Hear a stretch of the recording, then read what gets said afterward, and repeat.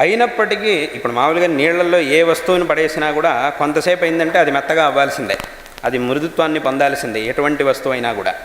ఈ మైనాక పర్వతం ఇన్ని యుగాలుగా సముద్రంలో మునిగి ఉన్నా కూడా ఇప్పటికీ దాంట్లో ఆ మృదుత్వం అనేది రాలేదు, ఇంకా అది కఠినంగానే ఉంది.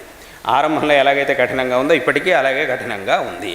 అంటే ఇన్ని యుగాలుగా నీళ్లలో మునిగి ఉన్నా కూడా ఆ మృదుత్వం అనేది రావట్లేదు అనేదాన్ని ఉదాహరణగా చెప్పారు. అదే రకంగా ఎంతో వేదాంత అధ్యయనం చేసి, అంటే వట్టి పాండిత్యం కోసం, ఈ సరైనటువంటి సాధన చతుష్టయం లేకుండా ఊరికే పాండిత్యం కోసం అథవా ఇంకేదో ప్రయోజనాన్ని దృష్టిలో పెట్టుకొని వేదాంత అధ్యయనం చేస్తే దాంట్లో పాండిత్యం వస్తుంది. శాస్త్రంలో ఆ శాస్త్రం యొక్క కిటుకులు ఏవి ఉన్నాయో వాటిని సరిగ్గా తెలుసుకొని శాస్త్రాధ్యయనం చేస్తే పాండిత్యం వస్తుంది, అయితే వైరాగ్యం రాదు, ఆ ఫలం వస్తుంది అని చెప్పలేం. కాబట్టి అంటే ఏమిటి, ఏతావత అంత పాండిత్యం సంపాదించిన వాడి పరిస్థితే అలా ఉంది అని అన్నప్పుడు ఇంకా సామాన్యుడి పరిస్థితి గురించి చెప్పక్కర్లేదు.